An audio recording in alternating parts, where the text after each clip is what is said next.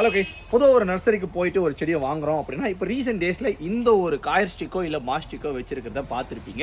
இதனோட யூசஸை வந்து நான் இப்போ சொல்ல போகிறேன்.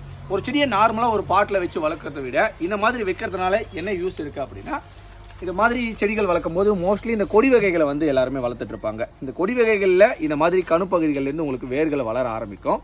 ஒரு செடி வேர்லேருந்து சத்துக்களை உறிஞ்சதை விட இந்த மாதிரி ஒவ்வொரு இடத்துலையும் பற்று கம்பிகள்னு சொல்லுவாங்க. இதை பிடிச்சிட்டு வளர்த்த மூலிமா நல்லா ஃப்ரெஷ்ஷாக இருக்கும் அண்ட் கொஞ்சம் டெக்கரேட்டிவாக இருக்கும். கொஞ்சம் இல்லை, சூப்பராகவே டெக்கரேட்டிவாக இருக்கும். இதனோட பெயர் வந்து சிலோன் கோல்டு அப்படின்னு சொல்லுவாங்க. இந்த சிலோன் கோல்டை இந்த மாதிரி மாஸ்டிக் கொடுத்து இவ்வளோ சூப்பராக வந்து பார்த்தீங்கன்னா உங்களால் ரெடி பண்ணிட முடியும். எங்கேயாவது போகிறீங்க நர்சரிக்கு அப்படின்னா சின்னதாக ஒரு கட்டிங்ஸை ஒரு 10 inch பாட்டில் வச்சு பிவிசி பைப்பில் தேங்காய் நார் கயிறை இந்த மாதிரி ஃபோல்டு பண்ணிவிடுங்க. இல்லை ரெடிமேடாகவும் சேல் பண்ணுறாங்க நர்சரியில். அதை வாங்கி இந்த மாதிரி பிளான்டிங் பண்ணிட்டீங்க அப்படின்னா உங்களோட செடிகள் அவ்வளோ சூப்பராக இருக்கும் பார்க்குறதுக்கு. ஒரு செமி ஷேடில் வைக்கணும், இல்லை அவுட்டோர்லேயும் வைக்க முடியும். அண்ட்